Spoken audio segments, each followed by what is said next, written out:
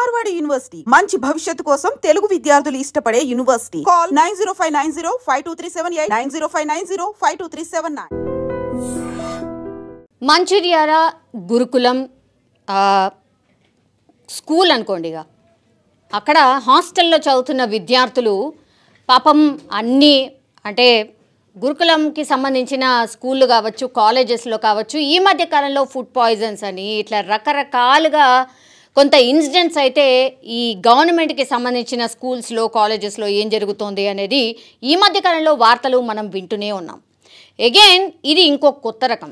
స్కూల్లో పిల్లలు కూడా ఇట్లా ర్యాగింగ్లు చేస్తున్నారు. తోటి విద్యార్థులను ర్యాగింగ్ చేసి దాన్ని వీడియోలు తీసుడు, ఆ తర్వాత సోషల్ మీడియాలో కూడా పోస్ట్ చేసుడు. అసలు ఇదేంది? స్కూల్లో చదువుతున్న విద్యార్థులు కూడా ఇట్లాంటివి చేస్తే కాలేజెస్లో, ఎంబీబీఎస్ కాలేజెస్లో, లేదంటే ఇంజనీరింగ్ కాలేజెస్లో ఇట్లాంటి వాటిలలో మనం విన్నాం. కానీ అసలు ఇది ఇంకా కొత్తదన్నట్టు. అంటే మొన్నటి వరకు ఫుడ్ పాయిజన్ కేసెస్ కావచ్చు, లేదంటే గురుకులంలో అసలు కొంతమంది ఉపాధ్యాయులు వాళ్ళు చేసే బిహేవియర్ కావచ్చు, ఇట్లా రకరకాలుగా మనం విన్నాం. ఇప్పుడు ఇదేంది? కొత్తగా అన్నమాట. ఇప్పుడు ర్యాగింగ్ కూడా దిగుతున్నారు విద్యార్థులు.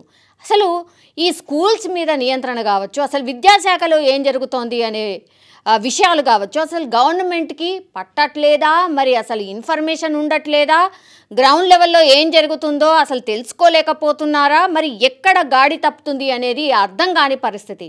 ఇది చెన్నూరులో జరిగినటువంటి ఇన్సిడెంట్. ఈ పిల్లడు చెన్నూరు జ్యోతిబా పూలే గురుకులంలో 10వ తరగతి చదువుతున్నాడు. ఈయన పేరు వచ్చేసి మనోజ్ గౌడ్. సో ఎంత దారుణం అంటే ఈ విద్యార్థిని పూర్తిగా ఎంతమంది 7 వాళ్లకు సంబంధించిన అంటే 10వ తరగతి చదువుతున్న వాళ్ళే ర్యాగింగ్ చేస్తారు. 7 కలిసి వాళ్ళ ఫ్రెండ్ అంటే ఈ మనోజ్ గౌడ్నే ర్యాగింగ్ చేస్తారు. తర్వాత దాన్ని వీడియో తీస్తారు. వీడియో తీసి కొట్టుకుంటూ ఎంజాయ్ చేసుకుంటూ పిచ్చి పిచ్చిగా కేకలు పెడుతూ ఆయననిగా ఇష్టం వచ్చినట్టు బంతి ఆట ఆడుకోవడం అంటారు చూసారా, అట్లా బంతాట ఆడినరు మనోజ్ గౌడ్తోని అనేది ఈ వీడియోని మనం చూస్తే స్పష్టంగా అర్థమవుతోంది. ఏంది ఇది? 10వ తరగతి విద్యార్థులు. అసలు మీరు చదువు తప్ప మీ టీచర్లు ఏం చెప్తున్నారు, ఆర్ మీ తిండేంది, మీరు ఏం చదువుతున్నారు 10వ తరగతిలో, మీరు ఇంకా నెక్స్ట్ ఏం చదువుకోవాలా, మీ ఫ్యూచర్ ఏంది కదా, గవ్వి కదా ఆలోచించాలా. అవన్నీ పక్కన పెట్టి ఒక మనిషిని టార్గెట్ చేస్తూ, అది కూడా మీతోటి చదువుతున్నాయన్నే టార్గెట్ చేస్తూ ఈ తన్నడం ఏంది, ఈ వెకిలి చేష్టలేంది, అసలు దాన్ని వీడియో తీయడం ఏంది, ఏమవుతుంది? అసలు వీళ్ళ దగ్గర ఫోన్లు ఎట్లుంటాయి? అసలు 10వ తరగతి విద్యార్థులు ఆరు విద్యార్థులకు ఫోన్లు ఎట్లుంటాయి? కార్పొరేట్ స్కూళ్ళలో అంటే దరిద్రం అది తప్పట్లేదు మనకి.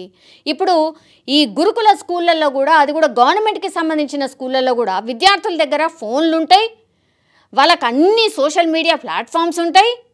ఇట్లా అంటే ఒకళ్ళని చూసి ఒకళ్ళు నేర్చుకున్నాడు అన్నట్టు. అంటే ర్యాగింగ్కి సంబంధించి ఎట్లా చేయొచ్చు ఏంది అనేది ఈ విద్యార్థులు ఎన్నో గతంలో అన్ని ఇన్సిడెంట్స్ చూసి ఇట్లా మనం కూడా చేయొచ్చు అనుకొని, లేకపోతే సినిమాల ప్రభావం అనుకోండి, అన్ని సోషల్ మీడియా ప్లాట్ఫామ్స్లో, ఓపెన్ ప్లాట్ఫామ్స్ ఏదన్నా వీడియో ఓపెన్ చేయగానే మనకు అందుబాటులో ఉంటుంది. ఏదంటే అది చూడొచ్చు. అడ్డమైనయే చూడడం ఎక్కువైతుంది. అందుకే కదా ఇప్పుడు 10వ తరగతి చదువుతున్నారు, వాళ్ళకి 14 to 15 years ఆఫ్ ఏజ్, మైనర్లు. వీళ్ళంతా ఒక మైనర్ పిల్లలు 7 కలిసి ఒక విద్యార్థిని, వాళ్ళ ఫ్రెండ్ తోటి విద్యార్థి వాళ్ళతో పాటు చదువుకున్న ఆయనని ర్యాగింగ్ చేసిండ్రు అంటే ఇక దీన్ని ఎట్లా అర్థం చేసుకోవాలా?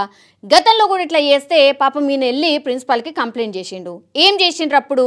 ప్రిన్సిపల్ పిలిచి వాళ్ళ ఆ 7 కూడా మందలించి, బాబు ఇట్లా చేస్తే నడవదు, మరి ఏమన్నాడో కొట్టిండ్రు. ఇప్పుడు కొడితే ఇంకో బాధ, కొడితేనేమో వీళ్ళే మళ్ళీ ఉల్టా కంప్లైంట్ చేస్తారు, వీళ్ళే ర్యాగింగ్ చేస్తారు, వీళ్ళని కొడితే మళ్ళీ కంప్లైంట్ చేస్తారు. ఇప్పుడు విద్యార్థులది కూడా చాలా అంటే చాలా తప్పు. ఇప్పుడు వాళ్ళ పేరెంట్స్ వచ్చి అడుగుతారు, మాకు చెప్పొచ్చు కదా, మమ్మల్ని పిలిపియచ్చు కదా అని. ఈ ఇన్సిడెంట్లో ఏం జరిగిందో మనకు తెలియదు. జనరల్లీ పిల్లలు ఒకవేళ తప్పులు చేస్తున్నారు అంటే ఫస్ట్ పేరెంట్స్కి చెప్పాలి. కొంతమంది ఉపాధ్యాయులు ఏం చేస్తుర్రు, వాళ్ళు కూడా విచక్షణ కోల్పోయి కొట్టుడో తిట్టుడో ఇంకేమన్నా చేస్తే మాత్రం వీళ్ళ మీద పోలీస్ కేసులు అవుతున్నాయి, వీళ్ళని తీసుకుపోయి జైలు వేస్తున్నారు. కానీ అసలు విద్యార్థులు మరి గాడి తప్పి గిట్లాంటి ర్యాగింగ్లకు పాల్పడుతూ, గిట్లా వికృత చేష్టలు చేస్తూ, సోషల్ మీడియా ప్లాట్ఫామ్లో వాళ్ళ ఫ్రెండ్నే ర్యాగింగ్ చేస్తూ దాన్ని సోషల్ మీడియాలో షేర్ చేస్తే మరి ఏం చేయాలా?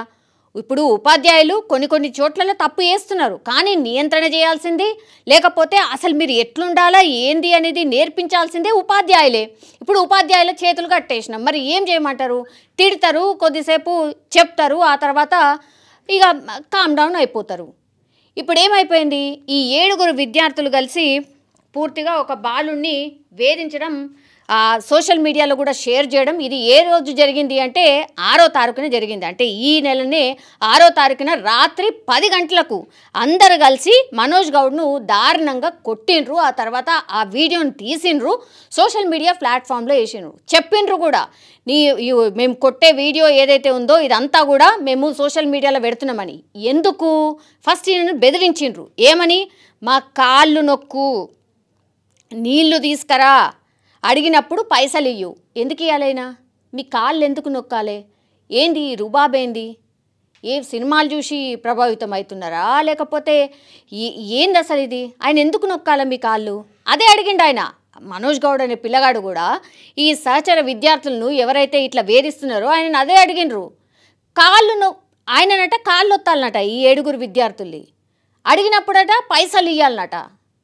ఆ తర్వాత ఏంది, నీళ్ళు కూడా, అంటే నీళ్ళు తీసుకురా అంటారు కదా, నీళ్ళు కూడా తీసుకురావన్నట. ఎందుకు తీసుకురావాలైనా? ఇదే ప్రశ్నించిండు, ఇదే ఎదిరించిండు. ఎదిరించినందుకు ఏం చేసిండ్రు? కొట్టిండ్రు, ఆ వీడియోని తీసిండ్రు, సోషల్ మీడియాలో పెట్టిండ్రు. ఇంకా లాభం లేదనుకున్నాడు మనోజ్ గౌడ్. ఇంకా ఎక్కడ కూడా ఆయన కాంప్రమైజ్ కాకుండా ఇక భరించిండు, నా వల్ల కాదు అని వాళ్ళ అమ్మా నాన్నని పిలిపించిండ్రు హాస్టల్కి. పిలిపించినప్పుడు ఈ సోషల్ మీడియా ప్లాట్ఫామ్లో ఏదైతే పెట్టినరో అవన్నీ చూయించిండ్రు. ఆ తర్వాత ఉపాధ్యాయుల ముంగడికి తీసుకుపోయి విషయం చెప్పిండ్రు. అప్పుడు ఇంకేం చేయాలి? ఆ 7 విద్యార్థుల్ని ముంగడ కూర్చోబెట్టి అడిగిండు అని. అంటే అడగడానికి ఏముంది, ప్రూఫ్తో సహా ఉంది కదా. వేధించడం అంటే మామూలు వేధించడం కాదు. ఇప్పుడు మనోజ్ గౌడ్ కొంచెం ధైర్యంగా ఉన్నాడు కాబట్టి పాపం ఎట్లాంటి దానికి పాల్పడలేదు. ఒకవేళ వాళ్ళ పేరెంట్స్కి చెప్పకుండా చేయకుండా ఈ మధ్య కాలంలో చాలామంది పిల్లలు కూడా ఆత్మహత్య చేసుకుంటున్నారు. ఏం చేయాలనో అర్థం కాక వీళ్ళ పేరెంట్స్ ఊటావుట్న ఈయనకు ఫోన్ చెయ్యంగానే నాకు ఇట్లా అవుతుంది, మీరు రండ్రి అనగానే వెంటనే వచ్చిండ్రట. వచ్చి చూస్తే సోషల్ మీడియాలో ఆయనను కొట్టిన విజువల్స్, దెబ్బలు ఉంటాయి కదా అవన్నీ చూసిన తర్వాత అసలు తల్లిదండ్రులు కూడా షాక్ అయిపోయినరు. అప్పుడు ప్రిన్సిపాల్ని లేకపోతే హాస్టల్లో ఉన్నటువంటి వార్డెన్ని అడిగినరు, అసలు ఏమవుతుంది మీ హాస్టల్లో? గింత 7 విద్యార్థులు కలిసి మా పిల్లగాడిని కొడుతుంటే మీరు ఏం చేస్తుర్రు? మీరు నిద్రపోతుండ్రా? అసలు ఏం నియంత్రణ చేస్తుర్రు? 10వ తరగతి విద్యార్థులు ఇట్లా కొట్టుకుంటుంటే మీరు ఏంది? ఒకవేళ మా పిల్లగాడికి ఏమన్నా అయితే ఎవరు బాధ్యులు? ఇట్లాంటివన్నీ అడిగినరు. ఏ పేరెంట్ అయినా అడుగుతారు. అదే ఇప్పుడు ఆ పేరెంట్స్ కూడా అడిగినరు. ఇంకా నయం, మనోజ్ గౌడ్ కొంతవరకు ధైర్యవంతుడు కాబట్టి ఓర్చుకున్నాడు. వాళ్ళ తల్లిదండ్రులకు చెప్పిండు, వాళ్ళ తల్లిదండ్రులు వచ్చిండ్రు, విషయం తెలిసింది కాబట్టి ఇప్పుడు ఏం చేసిండ్రు? ఈ 7 విద్యార్థులని పూర్తిగా సస్పెండ్ చేసి పాడేసిండ్రు. అట్లనే ఈ హాస్టల్లో వార్డెన్ కావచ్చు, లేదంటే ఇప్పుడు అందులో ఉన్న ప్రిన్సిపల్ ఎవరైతే మొత్తంగా హెడ్ ఎవరైతే ఉంటారో ఆయనను కూడా సస్పెండ్ చేసి పాడేసిండ్రు. సస్పెండ్ చేయడమే కాదు, ఆ గురుకులాల్లో ఏం జరుగుతుంది, అట్లనే ఈ ఇన్సిడెంట్ మళ్ళీ తర్వాత జరగకుండా ఏం చేయాలి, అసలు పిల్లలు గిట్లా ఇంత ఘోరంగా ఎందుకు తయారవుతుండ్రు, ర్యాగింగ్ చేయడం ఏంది, 14-15 వయసు కూడా లేదు, వీళ్ళు గిట్లాంటి వాటికి పాల్పడడం ఏంది అనేది కూడా పూర్తి స్థాయిలో ఎంక్వైరీ చేయాలి. మిస్టేక్ ఏడ జరిగింది? ఈ 7 విద్యార్థులు రాతోరాత్ అంటే ఇప్పటికిప్పుడు చేసిందైతే డెఫినెట్లీ అయ్యుండదు. ఎప్పటి నుంచో వీళ్ళు వేధిస్తూ ఉండుంటారు, కానీ చర్యలు ఎందుకు తీసుకోలే కంప్లైంట్ చేసినప్పుడు? ఇవన్నీ విషయాల మీద కూడా ప్రస్తుతం అయితే ప్రభుత్వం కూడా ఆరా తీస్తున్నట్టు మనకున్నటువంటి సమాచారం. బట్ 14-15 ఏళ్ల పిల్లలు మరి పూర్తిగా సెల్ ఫోన్లనో లేకపోతే సోషల్ మీడియా మీద పూర్తిగా వాళ్ళ మీద ప్రభావం చూపినట్టే ప్రస్తుతం అయితే స్పష్టంగా అర్థమవుతోంది. సినిమాల ప్రభావం, సెల్ ఫోన్ల ప్రభావం, అసలు పూర్తిగా ఈ పిల్లలు విచక్షణ కోల్పోయి మరి ఇట్లాంటి వాటికి పాల్పడుతున్నారు. కాబట్టి డెఫినెట్లీ గవర్నమెంట్స్ కూడా ఆలోచించాల్సిందే. సోషల్ మీడియాకు సంబంధించి మరి ఎట్లా కంట్రోల్ చేయాలి, మన స్టేట్లో ఎట్లాంటి నియంత్రణ తీసుకెళ్ళాలి, ఎట్లాంటి నియంత్రణ తీసుకురావాలి అనేది కూడా డెఫినెట్లీ ఆలోచన చేయాల్సిన సమయం వచ్చేసింది. కానీ దీన్ని అడ్డుపెట్టుకొని ఎవరైతే ప్రశ్నిస్తూ ఉంటారో, ఎవరైతే నిజమైన జెన్యూన్గా ఏవైతే ప్రజల్లోకి తీసుకువెళ్లాలో అవి తీసుకువెళ్తూ ఉంటారో వాళ్ళ మీద ఉక్కుపాదం మోపకుండా ఉండాలి, ప్రశ్నించే గొంతుకులను నొక్కకుండా ఉండాలి.